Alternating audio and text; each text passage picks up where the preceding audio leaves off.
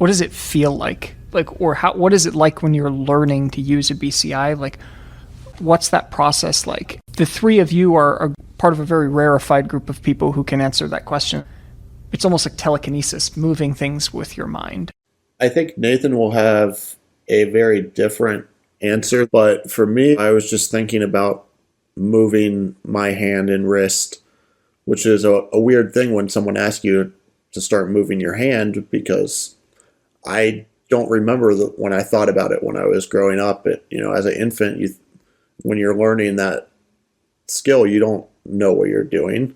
And, then by the time you grow up, you don't have to think about it because it's just second nature.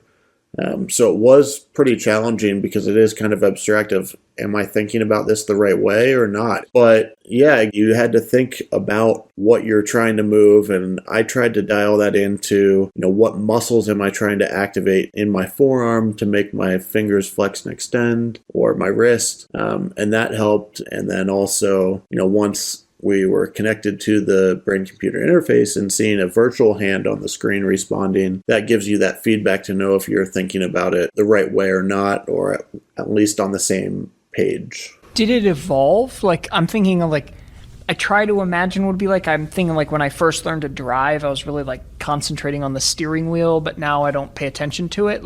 Does it evolve? Or do you think about it anymore? Or is it now more does it become more like second nature? Or when I first started to try to move the arm, they said, think about moving your hand right. And I was trying so hard to move the hand right. I was concentrating and thinking right, right, right, right. And then it was time to move it left. I thought left, left, left. And I wasn't thinking about moving my hand. I was trying to move the robotic. And that was very slow for the first couple of days. And as I caught on that it was just like moving my own arm, then it became much more natural. The way I explained it to someone a couple of years later, I said, okay, reach your hand up to do a high five. And they did. And I said, no, what did you think about it? And he said, well, not very much. And I said, that's exactly it. It's natural. And even though I had been a quadriplegic for 12 years and my body had forgotten how to move my arm, my brain had not forgotten. So my brain remembered and did what brains are supposed to do. And I thought about moving my arm. And they said, yeah, that's easy. This is how you do it. Then I moved the arm. When I first started using the BCI, control of the robotic arm has always just been really intuitive and easy.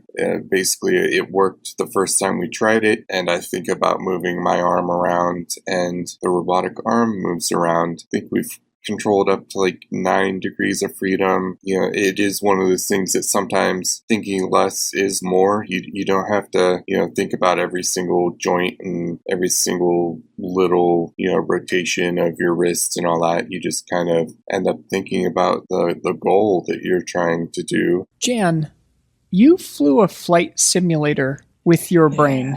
I am really curious, when you're flying a plane with your brain, are you thinking the same kinds of things you're thinking to feed yourself chocolate, or did you have to switch mindsets? How did that work? Well, they said to make the plane turn right, think that you're turning your wrist this way and turning your wrist that way to make the plane turn left. So it was very quick to pick up. Yes, exactly. It was very quick to pick up those signals. And it became very natural very quickly. And they started me off in the clouds. And after I had the hand signals down, which took about 60 seconds, I was out of my chair. I was out of my broken body. I was flying. I was in the clouds, and it was so exciting. I was high from it.